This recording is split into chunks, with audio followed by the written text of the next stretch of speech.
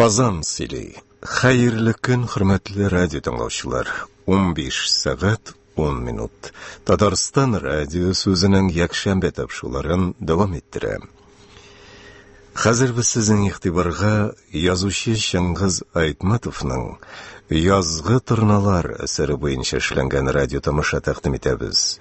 Анда катнашалар Солтан Мурат, Илдар Хайруллин, Эргеш, Рәсим Салах, Анатай, Илдус Уалиев, Кабаткыл, Габделфәрт Шәрәфи, Иркенбәк, Дусил Касым, Умырзагыл, Найла Гәрәева, Инкамал, укытучы, Гәүһәр Камал, Таналиев, председатель, Ринат Таҗетдин, Шикиш агай, бригадир, Габдулла Фатхуллин. Калган рольләрдә Дилүс Ильясов, Наил Әюб, Мәсгудә Хайруллина. Спектакль магнитофон тасмасына 1980 еллар башында язып алынган.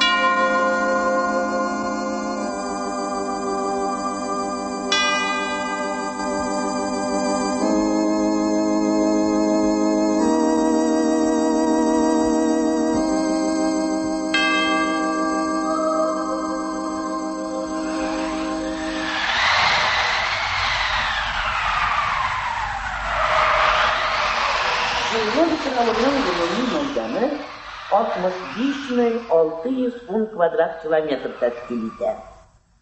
Халкының саны 8.400.000 кеше. Утрауның территориясы 3 төп табигый зонага бүленә. Беренчесе эчке таулыклар, икенчесе сусыз тигезлекләр, өченчесе мәңге яшел тропик урманнар. Утрауда экваториаль җылы климат, муссон җилләре исә. Уртача айлык температура +26-30 градус. Инкамал абай, шундый һәр вакыт эссе булып торган утрауларда бармыни? Сәер кеше синергеш. Инкамал абай дәйкән, димәк, бар дигән сүз. Гаҗәп бит ихласада. Бездә салкын, шундый бураннар уйный. Әтегендә аларның ел буе исләре дә китми. Нигә китсен? Жан рахаты. Ел буе кояшта кызын, суда кыен. Әнә шундый җиргә китсәң иде ул. Син җүләрне җибәрмиләр анда. Нишлә? Чөнки буяң үсеп җитмәгән. Каян килгән? Арып батыр. Акырын балалар, акырын бәхәсләшмәгез. Дәресне дәвам иттерәбез. Туңган, тупас сорык йыныннан бәйләнгән шәлгә төренгән укытучыбыз Инкамал апа, Һинд океанындагы әкияттәгедәй гаҗәеп табигатьле Цейлон утрауы турында сөйләвен дәвам иттерә. Мәктәп картасында әлеге Цейлон олы җирнең җилене астындагы сөт тамчысын хәтерләтә иде. Хайваннар дөньясы бай һәм күп төрле. Маймылларның 5 төре бар. Филләр, буланнар, кабан дуңгызлары, бүреләр, леопардлар, дикобразлар яши. Анда шулай урманнарда, тауларда, тигезсезлекләрдә кошларның бик күп төрләре. Пеликаннар, Цейлонда яшәргә риза булыр идеңме син, Эй, оҗмах бит анда. Аяққа итек тә кирәкми, башка бүрек тә кирәкми. Тун да кирәк түгел анда. Утынны инде бөтенләй әйткән дә юк. Ничегрәк уйлыйсың? Лыгырдавык син. Умырзагел, әйт инде, син шул утрауда яшәргә теләр идеңме? Менә кайда ул тормыш. Кар да юганда, суык та юк, җилләр дә юк. Хәтта тәрәзә замаскысы да кирәк түгел. Тәрәзә үзе дә кирәк түгел. Алайга китсә, иләр дә кирәк түгел анда. Бер шалаш кырып җибәрәсең, өстенә яфраклар белән каплыйсың да тора бирәсең. Шулай бит, Умырзагел. Син миңа дәрес тыңларга комачаулыйсың. Әллә мин синең кылаңны тымалаганмы? Лыгырдавык вакыты төбендә. Юкса мин... Нәй, тәкәббер тутый. Юкса Инкамал апага әйтерсеңме? Ул әйтер дә. Әгәр дә Цейлон монда булса иде. Мин ике дә уйламый филгә атланыр идем дә, авыл буйлап китәр идем. Бөтен тирә-яктан халык җыелып, кычкырырлар иде. Карагыз, бире килегез. Бик бай улы Солтан Мурат филгә атланып килә. Умырзагелгә күтәрелеп тә карамас иде. Харап булган матур кыз имеш. Аннан соң бер маймыл, тагын газет укый белә торган тутай кышты алып җибәрер идем. Солтан Мурат, нәрсә турында сөйләйдем әле мин? Хәзер менә минем соңгы сүземне кабатлады. Цейлон атауында кешеләр туты кышка атланып йөриләр. Цейлон атауында кешеләр туты кышка атланып йөриләр. Умырзагел, әйтеп торма. Син, Солтан Мурат, игътибар белән тыңла. Дәрестә чит әйберләр белән шөгыльләнмә. Әнә шул туты кышлар гына сүзнең мәгънәсенә төшенмичә, кеше әйткәнне кабатлыйлар. Утыр, начар. Ярак китә алмадыңмы туты кышка атланып? Син аның өчен. Ни булды, Умырзагел? Күрмисез, менә Бикбаев минем шәшемнән тарта. Әләкше. Бикбаев, такта янына. Кирергә ярыймы, Инкамал? Кирегез? Торыгыз, балалар. Син, Солтан Мурат, бар утыр урыныга. Исәнмесез, балалар? Берәр хәл булдымы әллә? Бер нинди шомлы хәл дә юк. Мин башка бер йомыш белән килдем. Егетләргә сүзем бар иде. Менә шулай дәрескә бәреп торуны гафу итегез.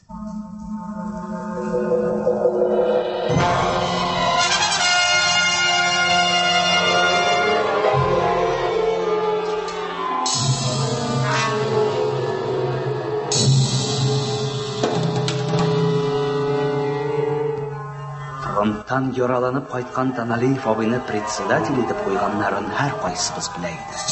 Ул үзе дә мондагы һәр баланы белә булса кирәк. Танышу өчен генә килмәгән бит инде. 7нче класс укучылары, алар авылда күзгә күренә башлаган халык инде.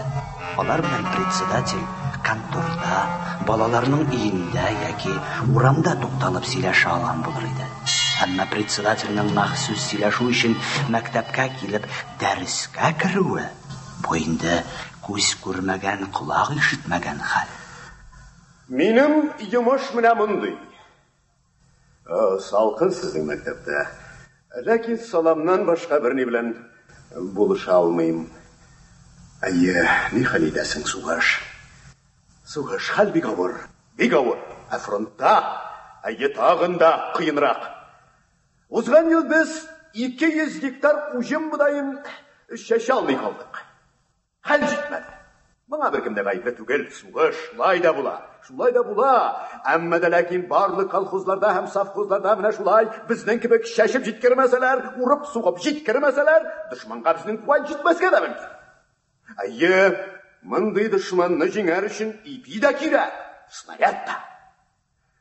Бер сүз белән әйткәндә, балалар, мин сезгә шундый йомыш белән килдем. Сезнең кайберләрегезгә мәктәпне вакытлыча ташлап торырга туры килер. Таналиев иптәш, соң Вакыт бик тар. Атларны сабанга әзерләргә кирәк. Безнең атлар карасаң кот чыгар. Көчкә басып торалар. Спурларны рәтләргә кирәк, төтелеп беткәннәр. Сабаннарны Шәшкечләрне ремонтларга кирәк. Барлык инвентарь пар астында. Нәрсә өчен әйтәм мин буларны? Шуның өчен балалар. Күзен шәшеп өлгерми калган уҗым мәйданнарын без ничек кенә булса да сабан ашлык белән капларга тиешбез. Бернинди сүзсез нәп фронттагы кебек. Бу нәрсә дигән сүз? Димәк ки планнан тыш үзебезнең кешеләр белән өстәмә рәвештә 200 гектар мәйданны сөреп, шуңа сабан ашлыгы чәчәргә тиешбез. 200. Камала фатик 200. Кешеләр таянырга. Кемгә таянырга? Шуңа күрә без язгы компания буенча эшләнә торган барлык эшләрдән тыш, өстәмә рәвештә тагын бер бригада, 2 трәнле сабаннарда эшләүче дуңарлар бригадасы төзергә карар. Ныклап уйлаштык, киңәштек. Хатын-кызларны җибәрә алмыйбыз. Чөнки бик еракта ул Аксайда ирләр юк. Ярдәм сорабыны сезгә. Мәктәп балаларына килергә булдык. Иң кирәклесе башлап җибәрү. Аннан ничек тә булышыр идек. Соң укулары нишли? Не хәл итәсең? Илгә кирәк. Җиңү өчен шулай кирәк. Мин алыгыз, Таналиев абый. Мине дә. Мин дә эшләргә телим. Шуны әйтим әле балалар. Миңа теләсә кайсы укучыда ярый дип уйласагыз, бик ялгышасыз балалар. Начар укыган кеше начар эшли дә. Икенчедән, яхшы укыган кешегә калдырган дәресләрен куып җитү дә җиңелрәк. Менә син, Солтан Мурат, класста иң зур малай буган. Бездә иң зур малай Анатай. Аңа интизә 16 тула. Мин яше турында әйтмим хәзер. Кешенең буе хакында сүз бара. Хәер, анда да түгел хикмәт. Менә син, Солтан Мурат, узган ел бакча сукалаган идең бугай. Әйе, 2 трәнле 4 атлык сабан белән. Әмма мин ярдәмче генә идем. Сырбай сабаны иде ул. Аны шул вакытта армиягә алып куйдылар. Бакча сөрү сыңа калып бара иде. Шуңа күрә Шикиш бабай ярдәм ит дип миннән үтенде. Мин беләм ул турыда беләм. Шуңа күрә синнән башладым да. Мин дә сукаладым бакча. Мин дә булдыралам, кыен түгел ул. Юк балалар, юк, монда мәсьәлә җитдирәк. Тәртип буенча башлыйк. Укуың ничек бара, Солтан Мурат? Бигүк ни түгел алай. Нәрсә бигүк ни түгел? Соң бигүк начар түгел диюе. Нарзакен. Бигүк яхшы да түгел. Һәр вакыт әйтеп киләм мин аңа. Син шактый яхшырак, 100 тапкыр яхшы укый алыр идең ди. Бик сәләтле малай ул үзе. Тик менә башында җил уйнавы бетми. Алай. Мин сиңа исәп тоткан идем. Ярый. Синең әтиң фронтта. Димәк, аңа дип икмәк үстереп бирерсең. Синең эшләр ничегрәк, Анатай? Шулай ук. Алайса берегездән икенчегез ерак китмәгән. Ярар. Мәктәпкә кабат әйләнеп кайтканда укуның кадерен белеп кайтырсыз. Яшь чакта мин үзем дә шундыйрак булдым. Берәр хәл булдымы? Төкергән янасы эшкә китәм. Соң шул бер эш өчен генә яшимени кеше дөньяда. Син ничек уйлыйсың, Анатай? Белмим. Мин дә белмим шул. Әмма сугыш булмаса, укырга китәр идем. Укыр идем әле. Нәрсәсе көлке моны? Әйе, балалар, бик тә укыйсы килә хәзер. Сез моны соңрак аңларсыз әле. Башкарма агай, сезне самолеттан сикергән диләр, дөресме шул? Әйе, сикердем. Тик парашют белән билгеле. Әйе, ул шундый бер гөмбәз. Баш өстендә ефәк тирмә кебек ачылып китә. Беләбез. Менә без десантчылар иде. Безнең эш парашют белән сикерү булды. Әйе. Нәрсә соң ул десант? Десантмы? Ул нинди дә булса, махсус мөһим заданиене үтәү өчен җибәрелгән, тиз хәрәкәт итә торган сугышчан отряд. Әйе. Аңлашылабы? Десантта берничә кеше яки күп меңләгән кешеләр булырга мөмкин. Эш шунда ки, Десант дошман тылына китә дә, анда үзлегеннән müstakil iş итә. Аннан соң башкарма юлын эшлим. Ул турыда соңрак бер гәпләшербез әле. Хәзергә эш турында сөйләшик. Син утыр анадай, утыр. Нәрсә басып торасың? Синең әтиеңдә фронтта дошманнар белән сугыша. Минеке дә. Мин барында белән балалар. Иртәдән алып кичкә кадәр бары колхоз эшенә генә чумган икән бу дип уйламагыз. Кемнең армиядә икәнен, кемнең госпитальдә яткан барысын да беләм. Менә шул анатай. Син дә әтиең өчен икмәк үстерергә барасың. Сиңа да 1 елга бәлки күбрәккә дә булыр, мәктәпне калдырып торырга туры килер. Мин дә барам. Мине калдырмагыз. Мин дә барам. Балалар, олы кешегә сөйләп бетерергә ирек бирегез. Юк, сабыр итегез, сабыр итегез. Бары сабан белән эш иткән кешеләр генә бара. Менә син иркинбә. Син дә бакча сукалагансың бугай. Синең әтиең Мәскәү янында һәлак булды, мин моны беләм. Бик күп әтиләр, бик күп абыйлар үлеп калды. Мин синнән дә үтенәм иркинбә. Ярдәм ит безгә. Сиңа да мәктәптә укый сурында җир сөрергә туры килә. Ни хәл итәсең? Тагын ыргыш белән кубат кыл. Ризамысыз? Әйе, башкарма бай. Риза, мин риза. Балалар, менә сез безнең Аксайдагы десантыбыз булырсыз. Зур һәм җаваплы задание үтәүче сугышчан десант. Иртәгә мәктәп урынына, атлар утарына бригадир Шикиш бабай янына килерсез. Менә шулай Инкамал. Нишләтәсең? Сугыш.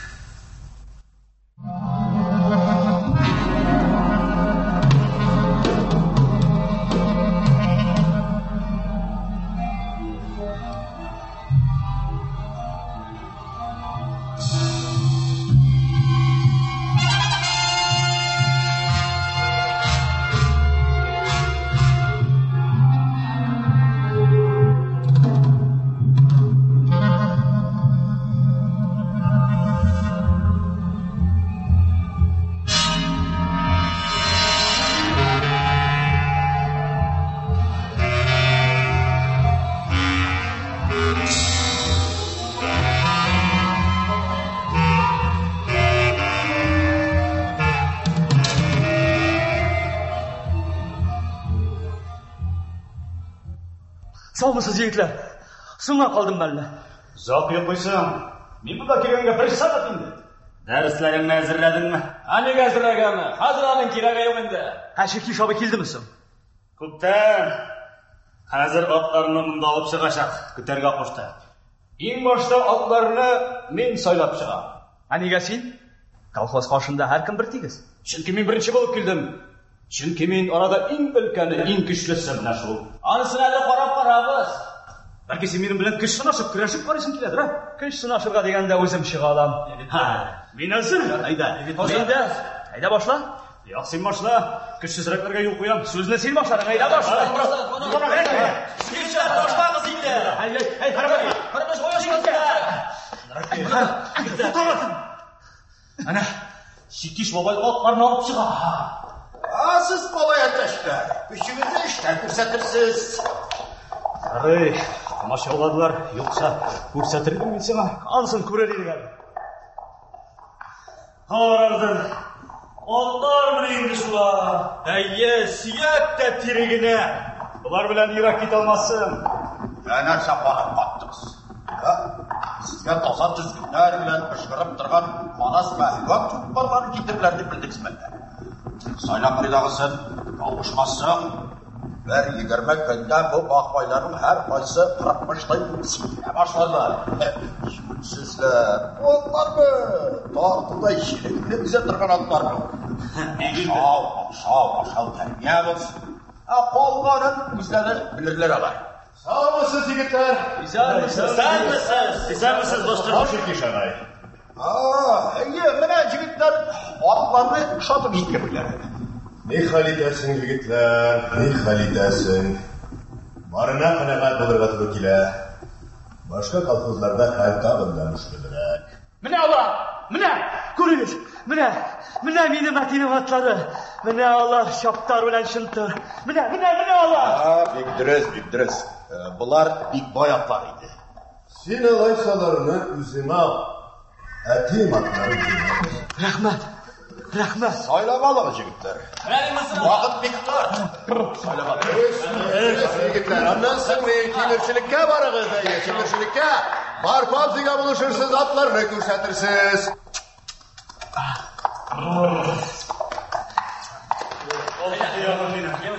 İşimdeki şalım mıydı? Bak kendisini alanlar. Шаптар. Тағы бір нәрсе, жігіттер, берік айтылық сәні. Сіздің десантқа командир белгілерге керек. Мен Сұлтанмұрат Бекбаевты тақдим етем. Неге Сұлтанмұрат командир болуға тиіш? Бәлки біз оны қойырға тілемейміз. Мен командир болам деп ашқылып та тұрмаймын. Бек тілесең, өзің бол. Сен анадай кім әшіп айтасың? Сен нәрсе? Жәлмәлі. Әйткенлер екен Сұлтанмұрат болсын командир. Шәп, анатай ярамай. Ол күшлі. Бұйығына кішірек Сұлтанмұраттан. Мәктепте біз аны старост сойлап қойайдық. Командирін да сойлап қойық. Жоқса, бірерсе болды ма Сұлтанмұрат? Тоқтағыз, жігіттер, тоқтатыңыз шаушыны, тоқтатыңыз. Бір шеренге қатысылып бас. Әзір мені тыңлағыз. Есігізді тұтыңыз. Командир сайлап қойылмай. Юғарыдағы начальство тарапынан белгіләні. Юғарыдағы начальствоны кім белгілі? Тағында юғарырақ тұрған начальник. Бұна нәрсе балалар. Суғыш бара. Шуңа күрә бізге ғаскарилерше яшарға туры келеді. Шуны біліңіз. Сіздің үшін мен башым білән жауап берем. Екігіздің әтесі соғышта өлген, үшігіздегі фронтта. Мен сіздің үшін өлгеннер алдында да, ишеннер алдында да жауап берем. Мен сізге шанам. Сізге сабаннар алып, Ирақ, Ақсайға кетерге тұру келе. Бек көп күннер һәм түннәрні далада үзігізгіне бұлашақсыз. Мақсус жауаплы задание білән шүрілген парашютшылар дейсанды кімек. Әрбір мәселе ойынша шулай бәхәсләшә, қышқырыша башласағыз, нешік яшарсыз? Нешік ішләрсіз анда? Командир Бекбайұлы Сұлтанмұрат. Сен бар нәрсесін жауап бересің. Кішілер үшін, атлар үшін, сбройлар үшін. Сен Ақсайдағы сыру іштер үшін де жауап бересің. Жауап беру ол задание өтәу деген сөз. Болдыра алмасам, екінші командир белгілеймін. Шулай дейді бізге әлеккі парашютші, қазіргі председатель Таналиев. Ол сырық әскери шинелдан, сырық әскери құлақшын бүріктен біздің алда басып тұра. Бір шулы езі үшілайып қалған. Өзі яш болса да, соғышта бірнеше қабырғасы шемірілу сәбәплі гәудәсі янтая түшкен, ең башы арқылы әр уақыттағыша қыр сөмкісі тағылған. Біз тынып қалдық. Әм беріліп, сұқланып аның езіне тікәлдік. Біз аның тіләсән инде бұйырығын үтәрге әзір едік. Ол біздің алда темір тәңкәлі кібә күлмәк киген, дәхшәтлі қияфәтлі Манас батыр кібек басып тұра. Біз аның тіләсән инде дұшманны тармар етәрге әзір тұрған туғырлықлы батыр яраннары. Бұл минутта біздің әр қайсыбыз да қанлы соғыш алып барған ил алдында өз-өзіне ат берген кібек тойылған еді меңа.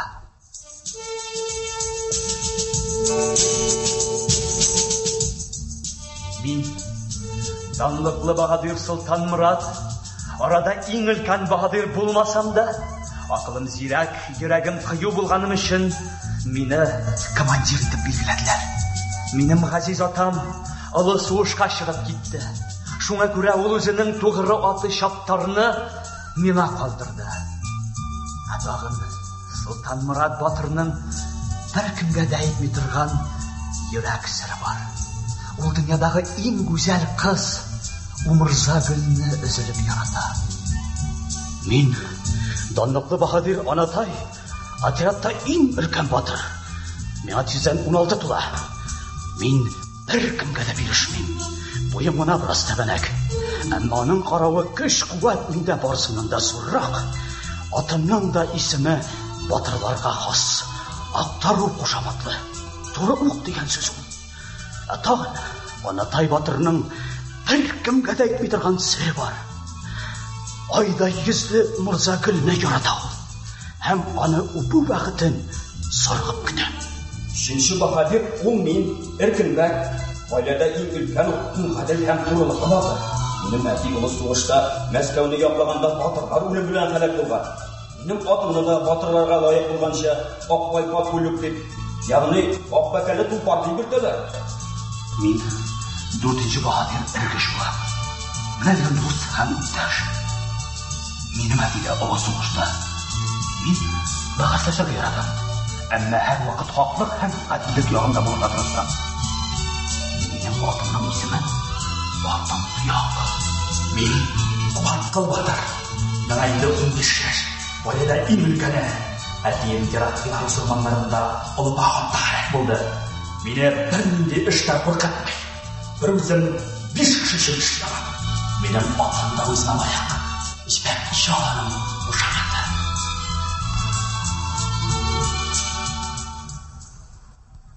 Менә шундый батырлар тора иде Таналиев абый каршында. Алар артында ябык гәүдәләре, нечкә муенлы такыр башлары артында, озын абзар буенда дүртләп сукага җигеләсе атлар тора. Барысы 20 ат. Шуларны икешәр трәнне сабаннарга җигеп, егетләр ерак Аксайга юл тотарга тиешләр. Шушы минуттан 1943 елның кышында безне укудан аерга мәҗбүр иткән мөһим, җаваплы эш башланды.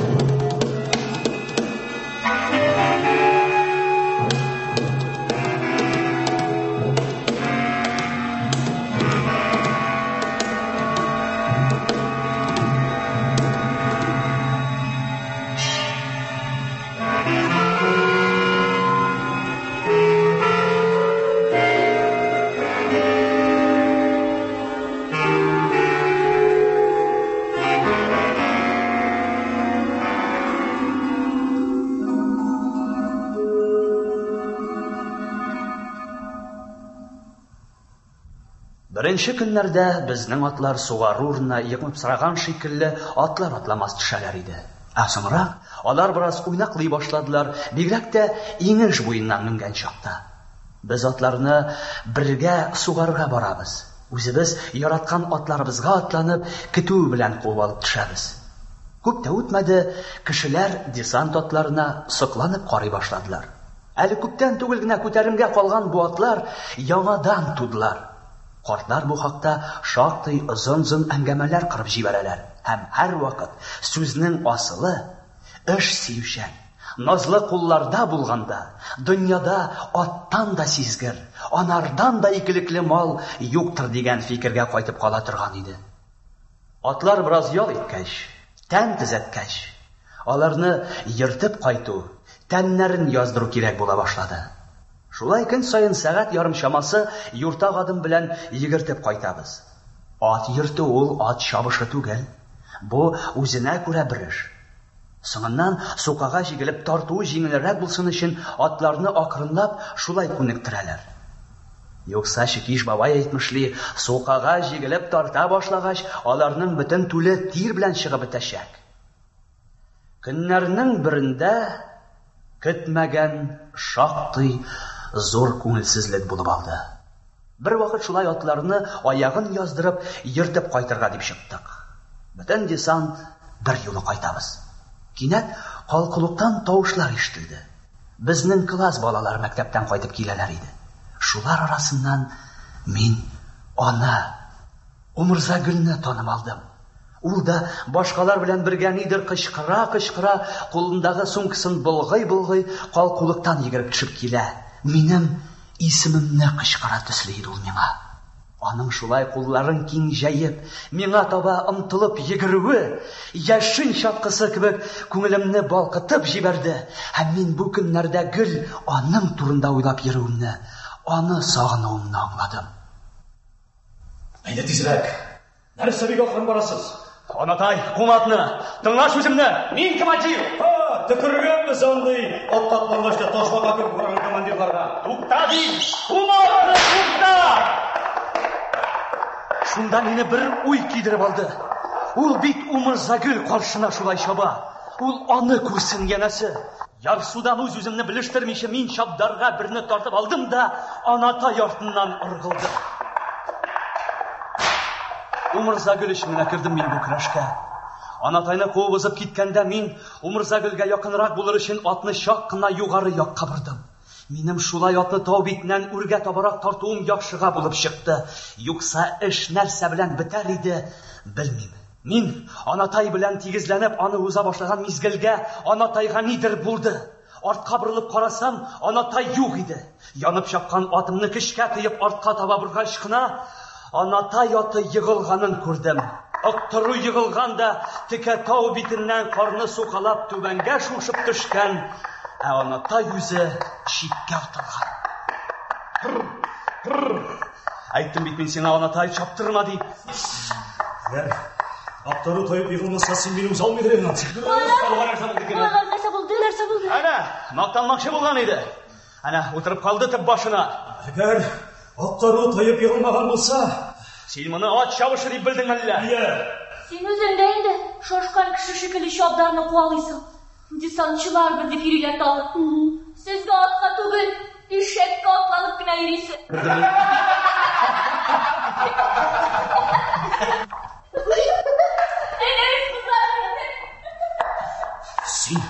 Син гаепле моңа. Син үзең бит үзеңнән чаба башладың. Мин сиңа кычкырмадыммы ни? Тукта кая чабасың дип. Тыңламадың бит. Асмалар булгач узып китмәскә иде. Нигә син чаба башладың? Әйдәгез, киттек. Монда күз киеге булып торасы юк. Киттек. Мен барысын да беләм. Нәрсәне беләсең? Барысын да беләм. Әй, кугыз атларны. Тукта, Анатай. Син нәрсәләр күрмисең, атак сибе.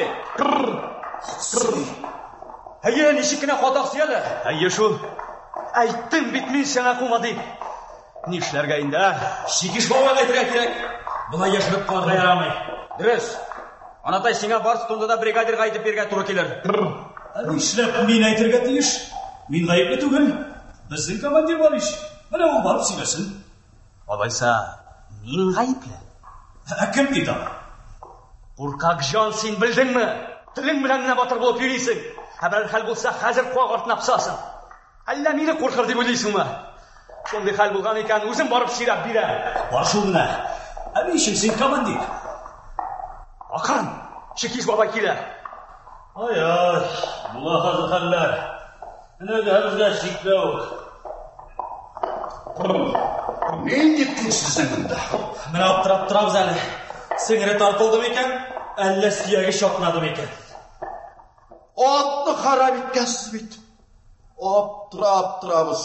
Шул бит мин сезнең барыгызда трибуналга бирәм. Хәзер атып үтерәм. Кемләргә ышанып тапшырган сукатларын, кырткычлар, фашистлар, барыгызны да атып үтерәсезләр. Күпме хезмәт, күпме тирлек азыга әрәмгә киткән. Ай, нәрсә белән сиргә хәзер? Син нәрсә торасың? Нигә качмыйсың? Минем качарга урыным юк. Кач кичик баласы. Кач силәсеңә. Гигер, кыйлап үтерәм. Canım lan, melek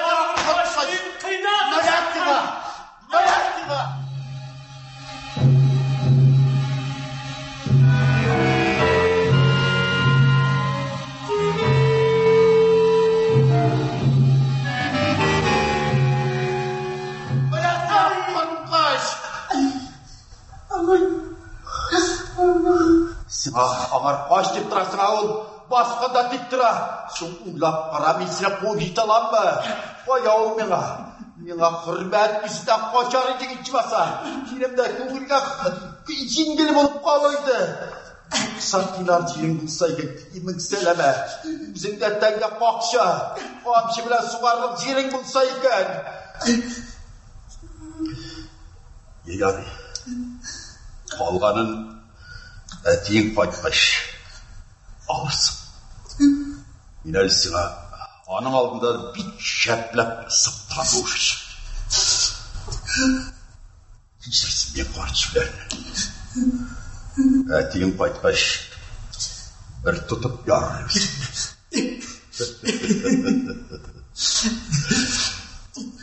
Қазіріңді көрсетілі нендей бәле жасадық секен. Міне шундай хәл болды ол күнні. Әләкті миңа. Әләксә дә урынлы. Бригадирға қамшыға тотынмыйша ничек түзмәк кирәк. Күпме хезмәт, тырышлык әрәмгә китә. Гарибат кемгә кирәк? Нәрсәгә ярый? Бердән беремет шул Шөкиш бабай һәм тагы башка белгәнрәк картлар әйтүенчә, атның имгәнүе әллә ни куркыныч түгел. Октарны дәвалау өчен бер картның и абзарына илтеп куярга туры килде. Инде 5-6 көннән Октарны ат абзарына алып кайттылар. Аның имгәнгән аягы төзелә башлаган иде.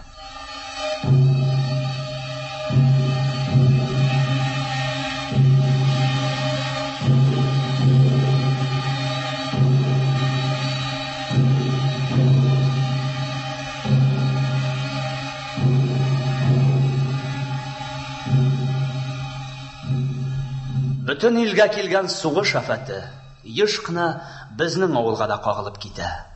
Ул кечкенә бер кагаз рәвешендә йортка килеп керә дә, иләрдә авыр тынлык урнаша. Тик аналарның сулыгып елаган тавышлары гына буш стеналарга бәрелә сугыла каңгырып йөри.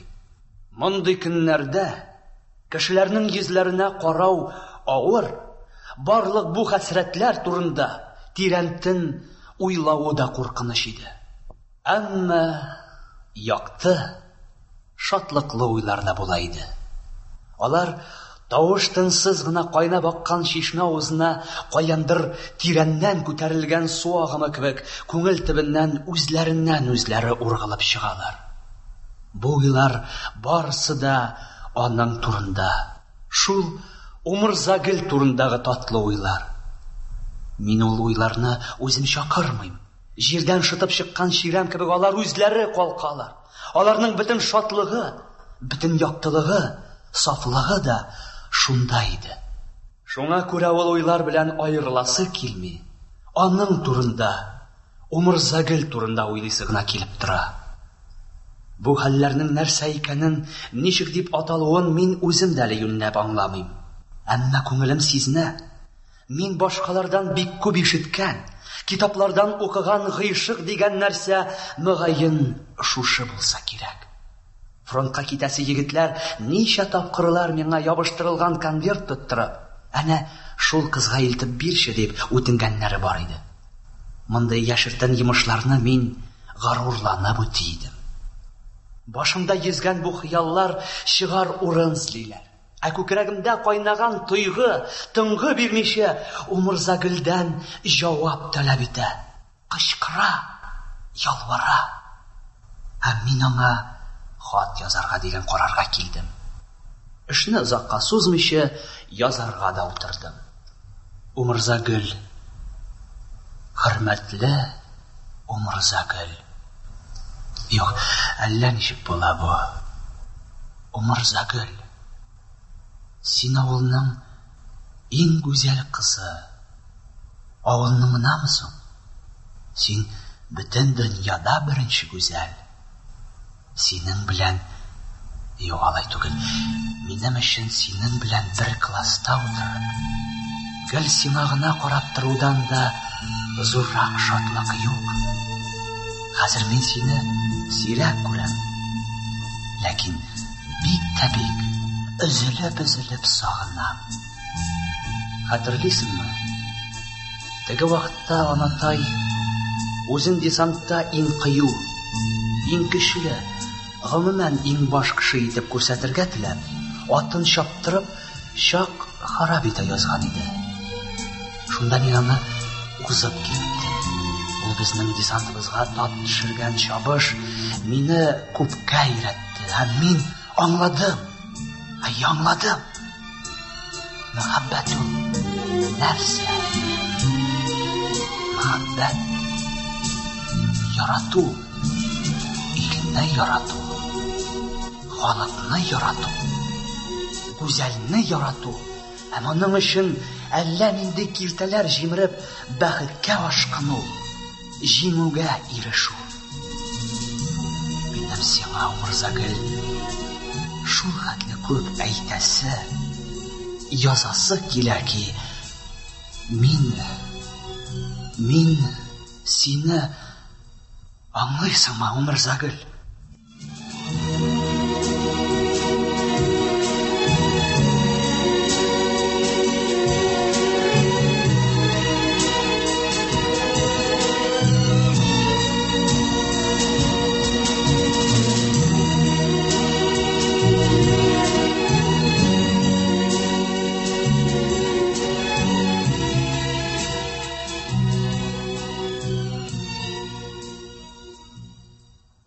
Икенче көнне иртүк мин хатны салдым. Зәңгәр тимер әрҗә минем гыйшык хатын үзенә йотты да йөрәк серемнең бердән бер сакчысына әйләнде. Нишләптер мин үземне уңайсыз сизеп, ашыгып як-ягыма карынып куйдым. Мәктәпкә таба баручы Умырзагөлне күргәч, миндә уянган оялу уңайсызлануның да, шул ук вакытта татлы шатлык тойгысының да чиге чамасы юк иде. Ул бик кызу да килми, әмма минут сайын миңа якыная бара. Мин яман да уңайсыз, ахмак бер хәлдә, бер каяда китәр юл тапмыйчы почта ящиге янында басып торам. Әйтерсең, мин урлаган чакта тотылган бер карак һәм әйтерсең, миңа якынаеп килгән гадел җәзадан котылу чарасы юк иде. Бу очрашудан ничек тә булса котыласы, әллә кайларга, еракларга йөгереп качасы иде дә. Әмма аяклар җиргә кагып куелгандай кузгалмыйлар. Өстәвенә баш әйләнә, әйтерсең, тирә-юньдәге бар нәрсә зыр-зыр итеп әйләнә уйный иде. Килеп җитәргә бик аз гына калды дигәндә, Умырзагөл кинәт кабаланырак атлый башлады һәм шунда бер дус кызының ишек алдына кереп китте. Мин шатланып, җиңел сулап куйдым. Үзем күңелемнән аңа рәхмәтләр әйттем.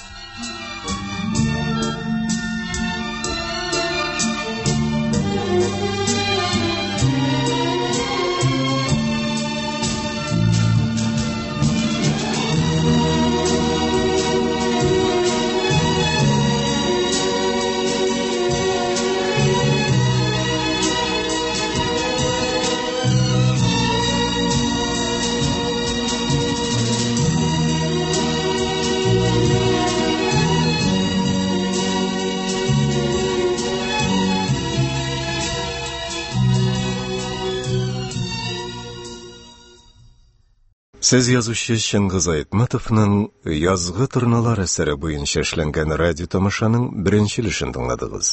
Анда катнаштылар Султан Мурат, Илдар Хайруллин, Эргеш, Расим Салах, Анатай, Илдус Уалиев, Кыбаткыл, Габделфәрд Шәрәфи, Иркенбәк, Дусил Касым, Умырзагөл, Наилә Гәрәева, Инкамал, укытучы, Гәүһәр Камал, Таналиев, председатель, Ринат Тажеттин, Шикиш агай, бригадир, Габдулла Фатхуллин. Калган рольләрдә Дилүс Ильясов, Наил Әюб, Мәсуда Хайруллина. Спектакльнең икенче өлешен тиздән, ягъни Россия радиосының яңалыклар чыгарылышыннан соң 16 сәгать 10 минутта тыңларга була. Казан сөйли 16 сәгать 10 минут. Хөрмәтле радио тыңлаучылар, хәзер игътибарыгызга Чыңгыз Айтматовның «Язгы торналар» әсәре буенча эшләнгән радио тамашаның икенче өлешен тәкъдим итәбез. Анда катнашалар Султан Мурат, Илдар Хайруллин, Эргеш, Расим Салах, Анатай, Илдус Уалиев, Кыбаткыл, Габделфәрд Шәрәфи, Иркенбәк, Дусил Касым, Умырзагөл, Наилә Гәрәева, Инкамал, укытучы, Гәүһәр Камал, Таналиев, председатель, Ринат Тажеттин, Шикиш агай, бригадир, Габдулла Фатхуллин. Калган рольләрдә Дилүс Ильясов, Наил Аюб, Мәсуда Хайруллина катнаша. Спектакль магнитофон тасмасына 1980 еллар башында язып алынган. Аксайга китәргә 2-3 көн вакыт калды, ә минем хатка җавап әле һаман юк та юк. Ничәнче көн инде мин елга кичү янда аны көтеп торам, ләкин туктатып, җавап сорарга һаман батырчылык итә алмыйм. Әмма бүген кичектерергә ярамый. Әйтәсе сүзен әйтсен дә, көтеп торга вакыт калмады. Аксайда безне җитдирәк эшләр көтә. Мин Чабдарга атландым да, тәвәккәлләп, елга кичүенә таба киттем. Һәм барып җитмәс борын ук Умырзагөлне күрдем. Абайлабрак, егла күрмә. Тукта, сабыр итеп тор. Мин сиңа булышам. Кулыңны бир. Әйдә. Монда тайган. Мәктәпкә барганда да шоклы булмадым. Ашыгып йөрмәскә кирәк бугай. Соңга калайдым шул. Менә. Кулың авыртмыймы булай? Юк, тамчыда авыртмам. Умырзагөл. Нәрсә? Шунда мин аның йөзенә карадым. Һәм таңга калдым. Чөнки мин анда үземне күрдем. Минем кебек ул да бу вакыт эчендә бөтенләй башка кеше булган. Үсә, сузыла төшкән, күзләрендә ниндидер сәер чаткылар балкый. Әйтерсең, ул яңа гына авырудан терелгән. Әйе, ул миңа охшаш булып калган. Чөнки ул да күрәсең, төннәр буе йокламаган, гел уйлаган. Чөнки ул да ярата һәм шушы яратуы аны минем белән охшаш иткән. Һәм монардан ул тагы да матурайган, минем өчен тагы да якынрак булып калган. Аны күрү генә дә ниндидер зур бәхет иде. Солтан Мурат, син аягыңны чылаттың бит. Юк, борчылма, Умырзагөл. Авырып китсәң, Аксайга бармый каласың бит. Юк, авырга җыенмыйм. Мин чыныккан егет. Мин дә егет булсам, сезнең белән китәр идем. Анда авыр булачак. Мин авырлыклардан курыкмыйм. Яли, куып җитеп кара әле мине, чыныккан егет.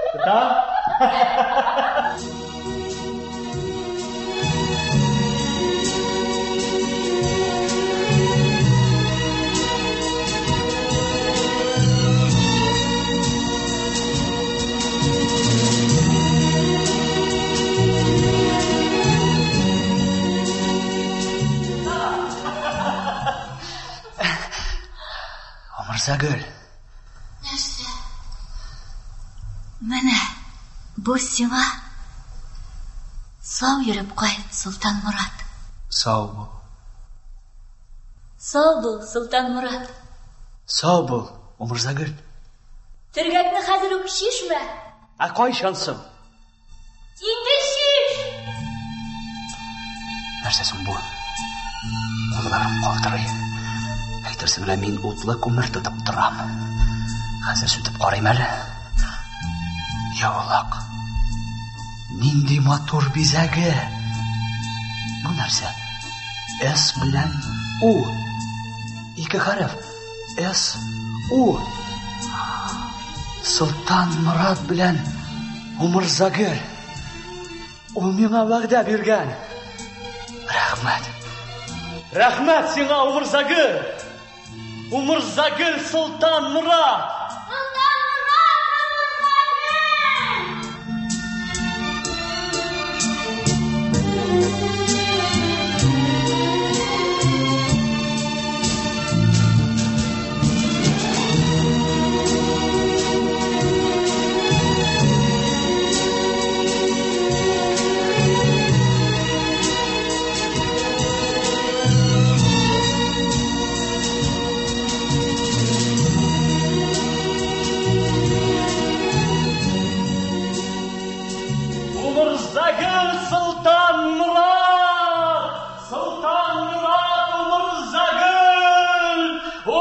Мырзагүл Сұлтан Мұрат! Кім? Анатай. Сен андан яулықлар да аласың, а? Бир мында. Сен ашықма, башта қарайым. Мен айтам, бир дейм. Қашқармасана. Солай берермін. Бир қазір өк. Керегі де. Мұны малайларға ғана көрсетейм. Бир дейлер сена, бир дейлер. Сен башта қуып жетіп қара. Тоқта, қазір өк дейм. Бир қазір өк. Сен шолай мұне. Не олайса? Мена суғасың. Не дейді бір яулық үшін? Бир. Сың олайса. Бір бұқытас. Бир. Бир яулық. Егіндар! Allah soğusana!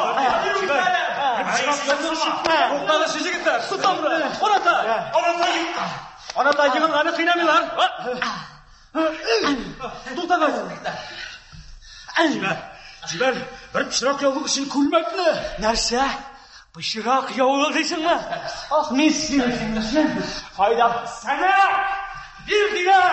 Тоқтағыла! Исің кеткен деген! Шайарыңа да ерамей! Ақмақ! Құлама! Қайдасыз? Қайын қалды? Біз бұнда, Шығыш бабай! Міне іш бі? Анатай қарды. Бұнда ол. Міне. Анатай ұлым, сен егізге қайт әлі. Анда әнейін күтіп тұра. Әней? Нәрсе болған оңа? Бір не болмаған. Бар, ол күтіп тұра.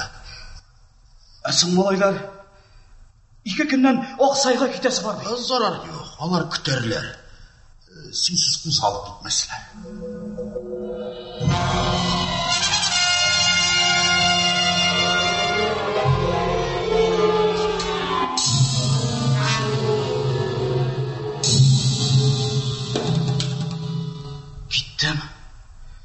Кеттім алайса? Бар. Не болдысың, Шикиш бабай? Шуны әйтәсіз келе жігітлер. Сіз енді сау болар түгіл. Тұрмышының ашысын түшісін сізге ертерек татырға тур келді. Демек, тәғде шулай болған. Міне бүгін бір иптәшіңізге тау шаплы қайғы келді.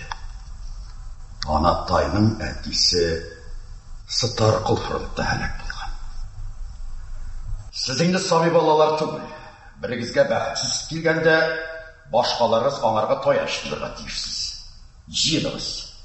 Кішілерін қаршылап ұзатып тұрысыз. Мәрхум Сытарқыл үй янына қазір кішілер жиналашақ. Сіз де шунда болырға тиіш. Һәм Анатай үй янында саби балалар көп сақтанып шаулашап тұрмағыз. Жыласаңыз, елдерше қышқырын жылаңыз. Анатайның туғыры достары жылағандығын көрініп тұрсын. Қазір менің біле барсыз. Сізні кері тоқтатуы мен ашуым үшін.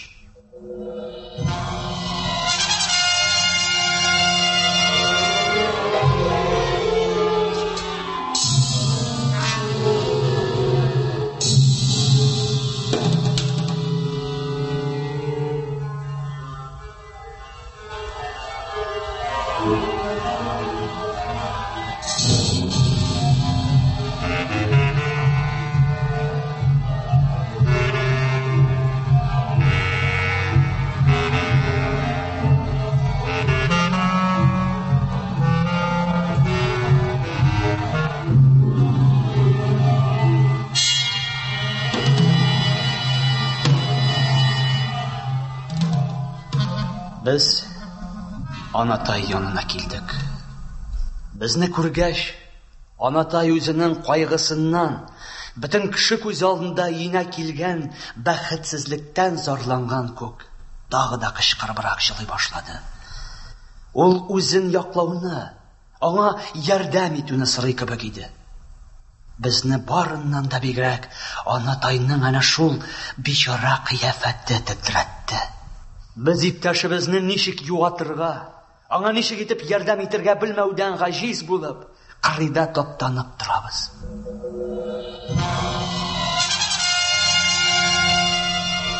Әгәр қолымда автомат булса, ике дә уйлап тормыйча мин сугыш барган якка табаша бар идем. Туктап ялда итмичә фронтка китәр идем. Барып җитәр идем дә, ярсуымнан, нәфрәтемнән кычкыра, йылый, туктауны белмәгән автоматымнан фашистларны берәм атып, безнең авылга китергән бөтен кайгы-газаплар өчен, бөтен илгә китергән кайгы-хәсрәтләр өчен үч алыр идем.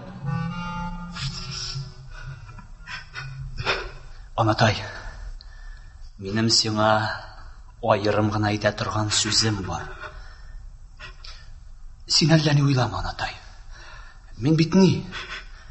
Әгәр дә теләсәң, сиңа теге яулыкны бөтенләйгә бирәм. Син нәрсә, Солтан? Кирәкми. Ул синеке. Син аны беркемгә дә бирмә. Син мине гафу ит. Гафу ит, син мине онот. Бер кайчанда мин бүтән алай эшләмәм, Солтан. Миңа хәзер бер дә кирәкми. Минем әти юк инде. Без аны шундый көттек. Елама, анатай, елама. Син дә мине гафу ит. Без дуслар. Әзур кайгы вакытында якын дуслар вакытларны онытып торалар. Якын дуслар һәр чакта бер-берсен йөрәкләре белән аңлыйлар.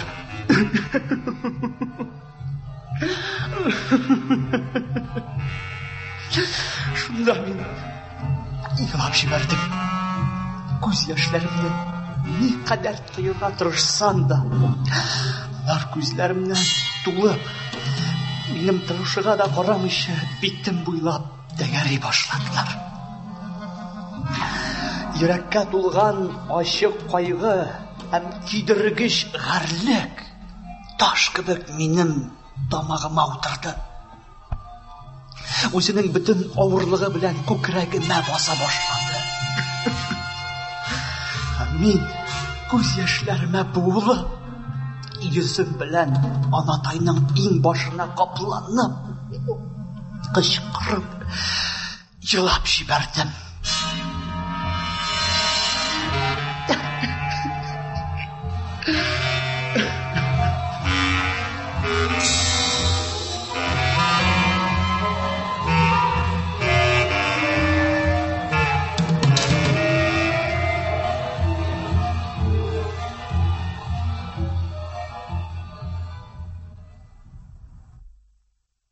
Менә 3нче көн инде безнең сабан трәннәре Аксай җирләрен буйлыйлар.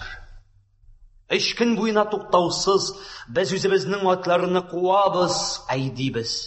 Без сукалап үткән беренче кишәрлек кара сүкрән тасма булып, калкулык битендә ялтырап ята. Ул инде күзгә ташланырлык, күңелне сөендерерлек. Инде безнең бөтен эш һава шартларына бәйләнгән. Көннәр матур булса, безнең эш тәйбәт барачак. Бүген безнең янга председатель Таналиев абзый үзе килде. Алар бригадир Шекиш агай белән икесе кич безне үз яннарына җыеп алдылар. Менә нәрсә, егетләр, сез эшләвен яхшы эшлисез. Әмма тагы да яхшырак эшләргә кирәк. Сез булачак уңышка нигез саласыз. Димәк, сез безнең җиңү көненә нигез салучылар. Без тырышабыз. Председатель, сабыр итеп, Солтан Мурат. Председатель, мин карт алшага да бер сүз әйтергә бирәм. Силә Шекиш агай, тик эш турында булсын. Гафу ит, мин карт телене. Әмма әйтми кала алмыйм. Тик эш турында, Шекиш агай. Шуны онытмагыз, безнең әле авылга кайтып җитәсебез бар. Эш турында дисеңме? Әйе. Син нәрсә? Шушы сабиларны кайрыга кертмәкче буласыңмы? Монда бит 10-20 кеше вакытны эшләп өлгерә алмаячак. Ашарга юк, эшкә җигәр юк. Атлар әле куәт җиеп өлгерә алмадылар. Зурайлар әйбәт. Әмма ул озакка бармаячак. Шундый бер тәртип. Сугыш. Ул синеңчә тәртипме соң? Мен шығармағаным соғышны, bu sabilarda әкеттер шығарған. Біз башламызың лағына түшкі. Тәртіп болырға тешіміне шул. Балалар, біразға ғына шығып тұрып әлі бізге Чики Шабзы білән олыларша сөйлешіп алды. Жігіттер, отырыңыз. Сізге олылар үшін ұшқандар екен, олылар сөзінде тыңдағыз. Президентім, сен ташлауын құлақ артында сөйлешулеріңді. Суғы шалардың әр қайсының жүрегіне ауыр ташлып кіріп тұрған. Шулай болған шалардан шыннақлы яшыру үш түгіл ол. Ай, Чики Шағай, сенің білән ортақ тіл табар үшін бір паттыз ашарға керек. Колхоздан ердем күтмегіз. Ішли алырдайның барында ішләдік. Қалғаны сізден тұра. Білем, қиын, шиттен тыш қиын. Ләкин не білән ердем ет аламсың мен? Әйт, Чики Шағай, не білән? Колхозда хәлнің нешік екенін сен меннен де кемірәк білмейсің. Неге сен балалар алдында менің жанымны талайсың? Оларның ақтық күшін беріп ішләгенін көріп менің жүрек әрнеме дейсің ме? Үсмір шақырақатын көріп яшы сиурында. Мен ненде ярдам ет алам? Сыңар құлым білән жер шықың ма? Яйт! Нәрсе әйтіпсің? Жүрегім әрні, ашуң қайны. Ашу қайнарға тиіш, Чики Шағай. Күш бітәрге мүмкін, ашу бітмәске тиіш. Председатель абый, Чикиш бабай, біз тырышып ішләрміз. Біздің ашу бітмәйешен. Бітмәйешен, шаныңыз бізге. Эх, ұланар. Ашу бір қошада кішінің юлдашы бұла алмады. Мен қарт кішіні сіздері саңлағыз. Әм сен де президентім. Жүректі ашу сақлап, ашу жеп ермәбіз. Ашу сақлау бұл күшсіз, зағип кішілерге қас нәрсе. Біз күшлі болуға тиішміз. Бигеректі қазір бізге күшті болуға керек. Әгер де ватан ана сізге әлге қадірләп, иркеләп, үстірәсі балаларға ярдам сұрап, құлын сұса екен. Деме қазір аның хәлі ауыр, бик ауыр. Ғафу ет, Чики Шаға. Бізге қайтырға, егетлерге ял етерге керек. Біздің бүтін тұрмышығы шул керектерден генә тұра. Барыз, ял етеге жігітлер. Мен тизден келермін. Ішлеріне генә қарайым да келем. Барыз. Ял етеге жігітлер, сау болыңыз. Сау бол, Сұлтан Мұрат. Сау бол, Чики Шабзы. Сау бол, Анатай. Сау бол, Чики Шағай. Сау бол, Анатай, сау бол. Сау бол, Еркінбек. Сау бол, Чики Шабзы. Сау бол, Еркіш. Сау бол, Бұласың еті yok mu? Сау бол, Бұлат. Сау бол, Бұлат, сау бол. Айда, кетті, қарташ, кетті. Айда.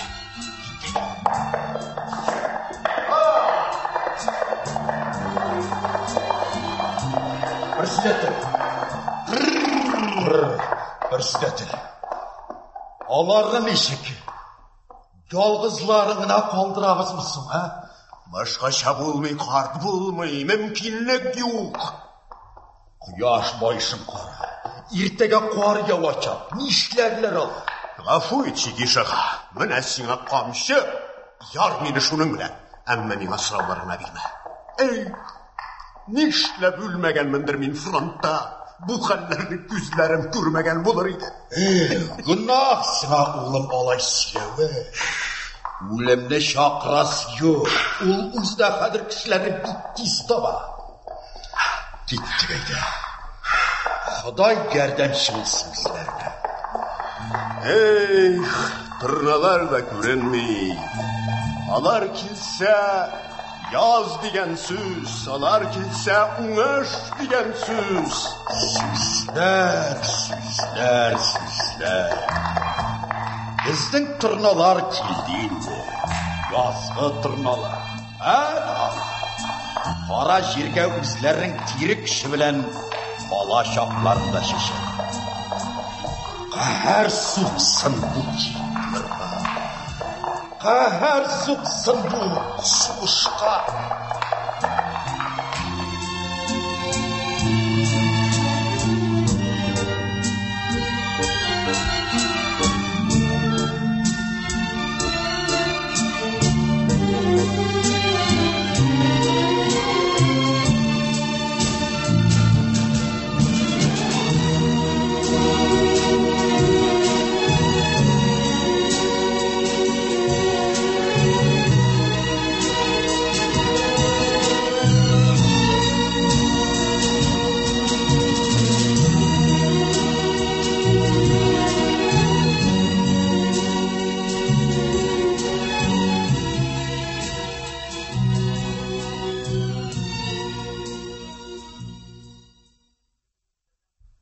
Икенче көн иртәдән үк һава болытлы һәм салкын булды. Яңа башланган кишәрлектән эшкә каплатып сукалыйбыз. Беренче булып мин барам, икенче булып миннән 200 метрлар арттарак Анатай, ярты чакрымда Эркенбәк, аның артыннан Ыргыш һәм Кубаткал. Менә шулай итеп без инде 4нче көн ялгыз үзебез генә калдык. Безнең кулда атлар, сабаннар, безнең кулда җир. Безгә ул җирне сөрәсе дә сөрәсе. Сугыштагы кешеләрне туйдыру өчен без анардан уңыш җыеп алырга тиешбез. Сабаннарга балчык бөялә, атлар соңгы көчләрен җыеп тарталар. Мин әледән-әле ярдән төшеп чыбыркы сабы белән трәннәргә сыланган балчыкны кырып төшерәм дә. Яңадан юш ат, юш збруйлар арасыннан кысыла-кысыла буразнага төпкә җигелгән ат янына үтәм дә, ияргә үрмәләп менәм дә, яңадан юлны дәвам иттерәм. Рәхмәт шүкерләре. Әйдә әле, тырышыгыз, фәкәйләрем. Якташларыбызның йөзенә кара якмагыз. Түзегез. Акырын айтмагыз адымнарыбызны. Сезне сабаннардан азат итәргә, туарга хакым юк. Кыш буе без сезне шуңа әзерләдек. Мин сезне йомшак җирдән дә, каты җирдән дә алып барам. Сезгә авыр, әмма шунсыз итмәк үсми. Чикиш бабай әйтә. Гомергә шулай булган. Мәңге шулай булачак ди. Ул әйтә, икмәкнең һәрбер сыныгы тир белән сугарылган. Тик аны бар кеше дә белми. Ашаган бар кеше ул турыда уйламый ди. Ә безгә икмәк бик тә кирәк. Менә шуңа күрә дә инде без сезнең белән менә монда, Аксайда. Чабдар әйдә әле. Әйдә, Чабдарым минем. Әти сине һәр вакыт мактый иде. Син иң куәтле ди. Сине минем туганым дип, сине минем төпкә җигелгән атым дип. Атым, син сабан да тартасың, мине дә аркада күтәрәсең. Чабдар. Әйдә, Чабдар. Кичер син минем чыбыркы селтәвемне. Шулай кирәк. Үпкәләмә миңа. Чабдар. Әйдә әле, Чабдар. Анатай! Авыр баратлар. Уратым актарып, тукты күрмә. Безгә гел алга барырга кирәк. Командир алгандаша. Минем дустым Солтанмурат чакыра. Туктарга ярамый. Атларга кирәк. Чөнки минем әти Сытаргыл сугышта һәлак булган. Җиңү өчен бөтен көчебезне бирергә тиешбез. Атла, дустым. Атла. Иркенбәк, калышма. Анатай, мин тырышам. Әйдәгез, атлар. Әйдәгез. Йөзгә кызылы китермәгез. Бердәнрәк тартыгыз. Бу инде соңгы калган тизрәк. Баш өстендә кояш ялтырап торыр. Балкып торыр. Әйдәгез. Бераз безгә ял итәргә мөмкинлек булыр. Бергә ял итәрбез, аткайларым. Эргәш! Сиңа кыен түгелме? Хәлифә кирәк Иркенбәк. Şikiş babay kirep dedi bit. Ayya, Şikiş babay kirep dedi. Бұл ақылды кіші ол Шикеш бабай. Қадірімден ұратым ақылды ақ. Не шірді бұл сен әркеміректен тұрғаны. Дәніме дарылымай сұрты білән сен жоққанып кішінап жібердім. Қазір сенің шырап бізге ярдам етерген. Тарт бұзқайым, тарт шайда туғаным қыбат бұл. Артта қалған бұрна. Алмағым нешікті. Менің үшін хеш башылма. Бірден әсі тоқтасын ол қайдар. Айда да мен ашылай. Айда, шу. Айда. Сұлтан Мұрат!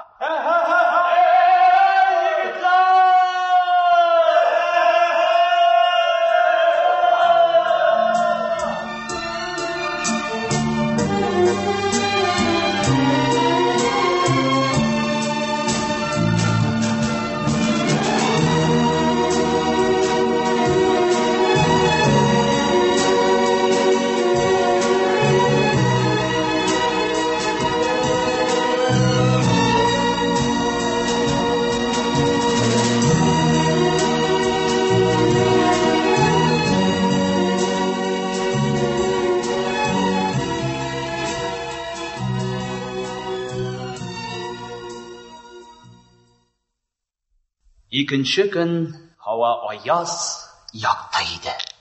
Кичәге явым-төшем салкыннарының эзе дә калмаган. Без сабаннарга таба юнәлдек. Һәркем үзенең икешәр пар аты белән. Сабаннар кичәге буразналарга тирән киреп батканнар. Һәр кайсысын бишәүләп, кайыргалап чыгардык.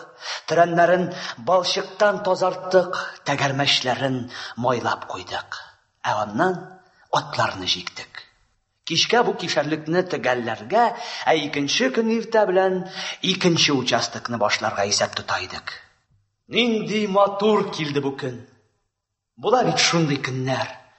Бөтен эш алга барып кына тора. Тормыштагы бөтен нәрсә гүзәл, бөтенесе гади булып тоела. Бөтен кыш буе хәзерләнүебез, хезмәт куюыбыз, мәктәпне ташларга мәҗбүр булуыбыз әрәмгә китмәгән.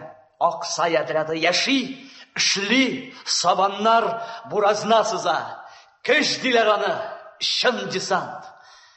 Тик менә тегендә фронтта гына безнекеләр нык торсыннар. Дошманга һөҗүм итеп алга барсыннар. Алар бәхетеннән бу икмәк уңып, исән сау ашарга насыйп булсын. Егетләр, карагыз! Егетләр, карагыз! Турлай, егетләр, яз бик бу егетләр! Кайда? Син нәрсә? Күрсәт кайда? Ана һавада лып тора. Әйтерсең, җанлы ханар. Кояш шундый әйбәт кыздыра. Минемчә кызынырга да була. Ашыккан ашка пешкәнде, иртә бит әле. Үлән дә тишелеп чыкмаган. Салкын электrum да бик тиз. Минем тәнченеккан. Кирәк Иркенбәк. Без каникулда елга буенда ял итеп ятмыйбыз, ә җаваплы эш башкарабыз. Караңсы. Тегендә ат менгән нинди ике кеше икән ул? Иң башларында мылтыклар да бар. Аучылардыр мөгаен. Аучылар, юлыгыз уң булсын! Әйдәгез егетләр бергәләп. Эй, аучылар, юлыгыз уң булсын! Кара, борылып та карамадылар. Ашыгалар күрәсең. Караңгы егетләр! Тырналар шул! Егетләр, язгы тырналар күрү бәхеткә диләр. Уңыш мул булыр. Уңыш! Әйдәгез егетләр, Тырналар, бәхет, шатлык, уңыш алып киләләр алар. Уңыш, бәхет, шатлык. Әгәр тырналар каурый кыйсалар, мин аны табам да кадерләп саклыйм, һәм соңыннан шул тырна каурыен умырза гөлгә бүләк итәм, һәм ничек тапканымны бәйнә сөйләп бирәм.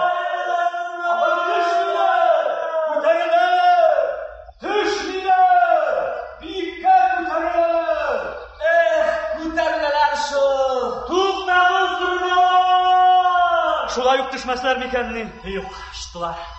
Тырналар, кире кайтыгыз, тырналар! Кире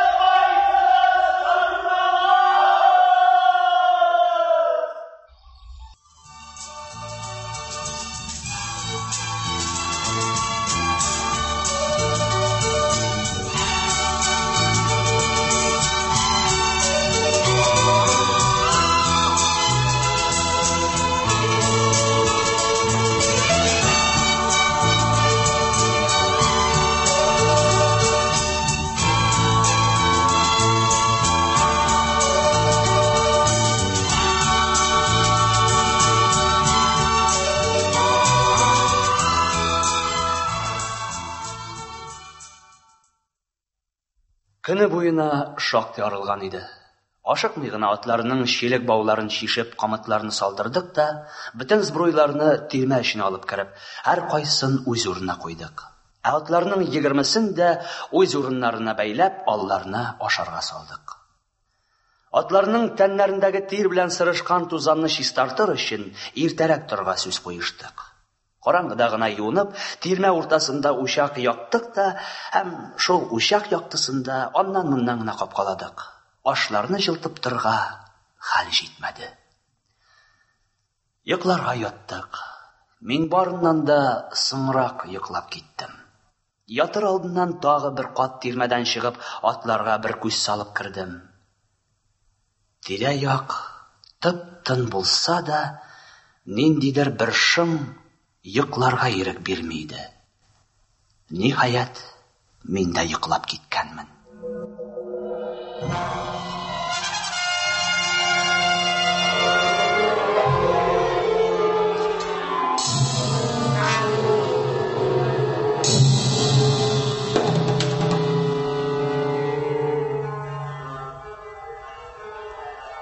Шуннан соң булган бөтен хәлләр бер куркыныч төш кебек хәтердә калган.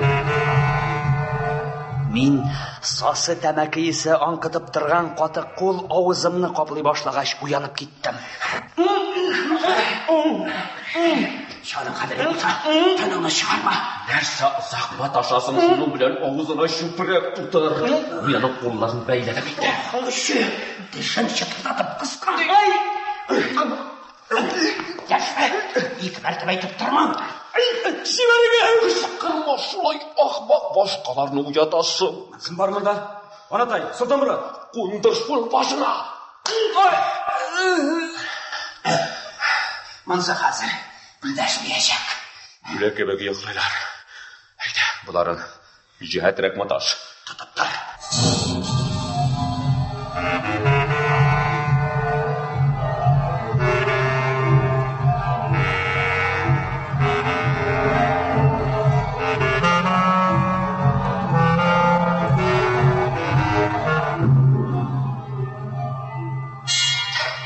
Булды. Эй, birinchi sene hamon topirishim әле. Мәккәне теге Кирәкми. Каяны?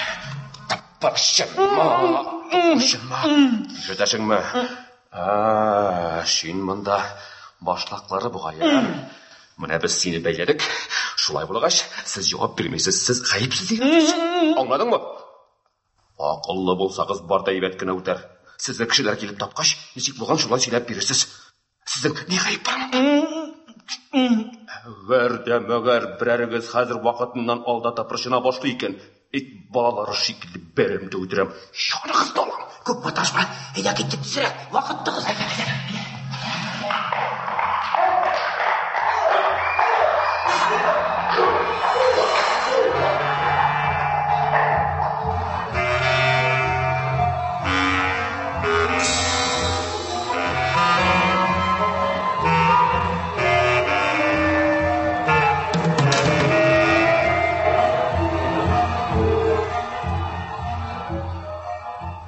Булган хәлнең котышкыч мәгънәсен мин шунда гына аңлап алдым. Ат караклары безнең сабан атларын алып киткәннәр бит. Ачудан, хәрлектән йөрәгем ярылырга җитеште. Кулымдагы бәйне бушатырга теләп, тәгәрәп йөрдем, әмма берни дә барып чыкмады. Мин була авызымдагы чүпрәкне телем белән үткәли башладым. Авыз эче ут кебек яна, йыртылып каны иде күрәсем. Шулай да мин ниһаять кәр төшкән ул чүпрәкне авызымнан төкереп ташлый алдым.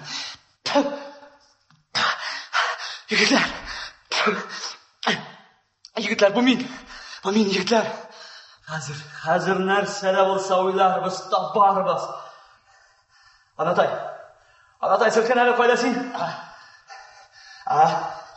Мондамы син? Шулай, миңа аркан белән борылып ят әле.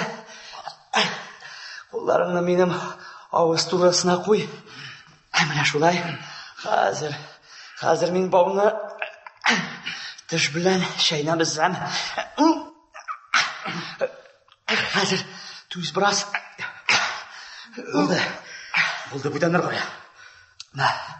Менің қолларыны шеш. Қазір. Болды. Қалғанларын азат ет. Мен атлар янына кеттім. Құбатқыл? Әйе. Бұл үшін кім бөкке? Ярай. Барығызда шығығыз тирмәден. Мен Сұлтанмұрат янына егілі. Анатай, 6 атын алып кеткендер. Анатай бар, шап ауылға көп маташма. Шақыр біздіклеріні.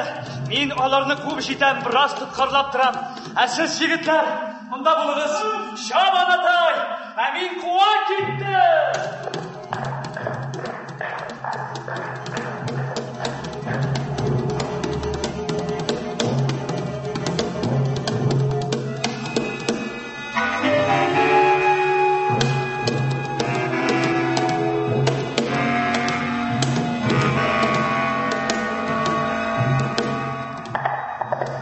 Шаптар алға туғаным, қуып жейт аларыны, қуып жейт.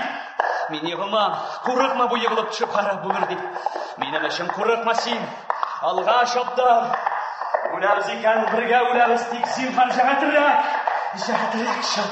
Мен біләм, түн қараңғы ел көрінме. Қорқыныш, сена да қорқыныш, қайдалы. Алда нәрсәді көзге көрініп кеткен көк болды. Алда нәрсәді таракетлені. Тек көзден генә юғалтмасқа керек. Алға шаптар, алға. Тезірек шаптар.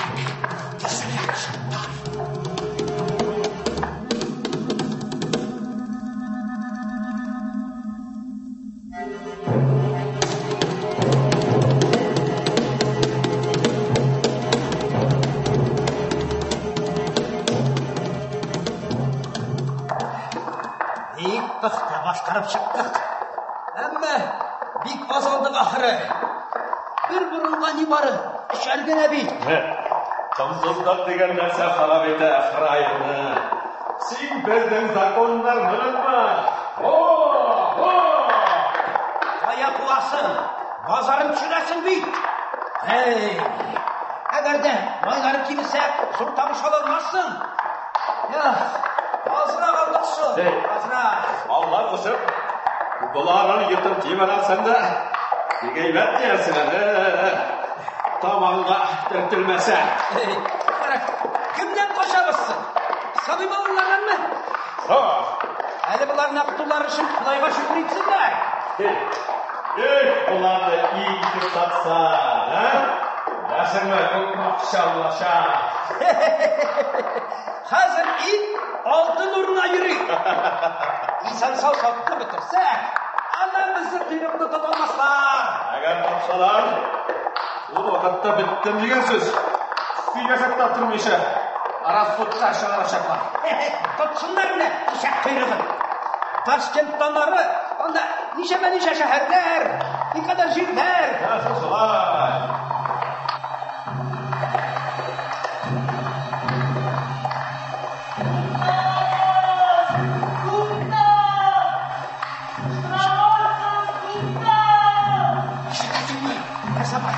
Kimdir? Kışkıra şekilli.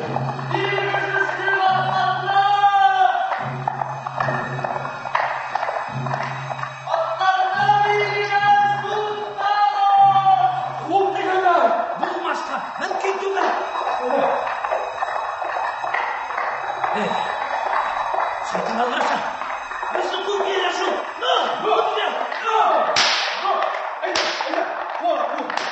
Kulağım çekti giyelermiş. Cehetine vardır. Kubikine vardır. Bu bittiğim alay. Şaşıran bittiğim alay. Bu bittiğim alay. Allah.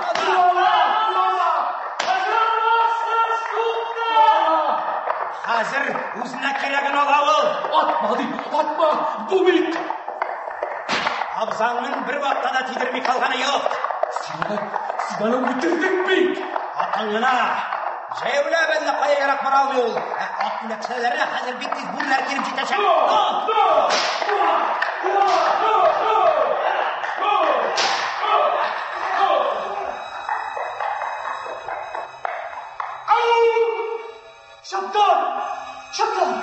Şapkar. Duvara tuparım. Tersi kartal. Tuğalı benim dur şaptarım. Туктарыз, тукта, ишкына алмассыз. Барыр курым житен. Sizin әтінің атын Шабдарны өтірдіңіз.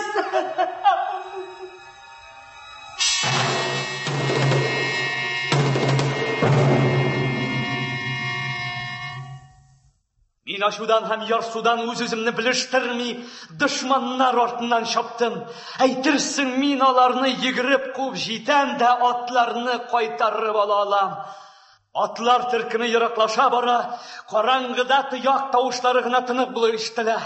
Безнең ара һаман ерагая. Әмма мин бу хәл белән һич килешә алмыйм. Буйны башыма да сыйдыра алмыйм. Шуңа күрә һаман йөгерүемне беләм.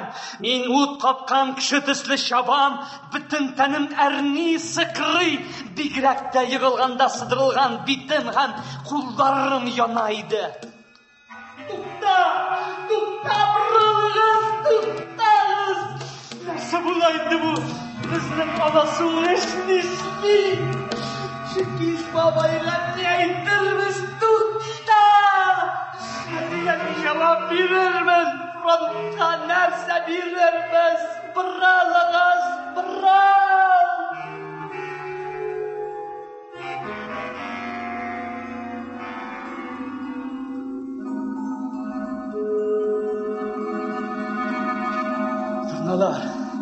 Turnalar ışa. Бүреләр. Алар үле Шабдарның исен сизеп киләләр. Баһадир сугышчының тәнен шушы ай шакалларга бирәммисең? Тыныч йокла, Шабдарым. Бүреләргә охшаш кешеләр харап итте сине. Шабдар, әнә тырналар ыша, язгы тырналар. Ышан миңа, Шабдарым, без мулуны җыеп алачакбыз. Ышан миңа, Шабдар, ватаныбыз кешеләрен үтерергә килгән ул бүре фашистларны без җиңәчәкбез. Тырналар ыша, бәхеткә диләр аны, язгы тырналар. Шабдар!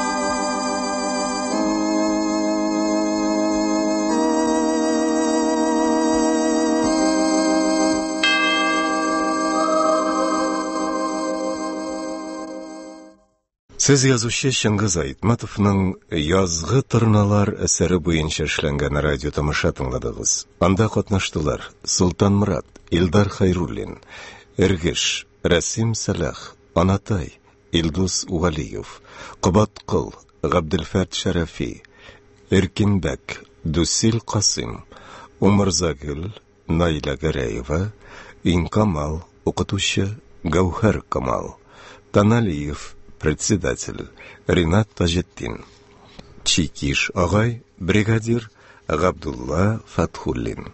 Калган рольләрдә Дилүс Ильясов, Наил Әюп, Мәсгуда Хайруллина катнашты. Әдәби драматик тапшыруыбыз шушының белән тәмам.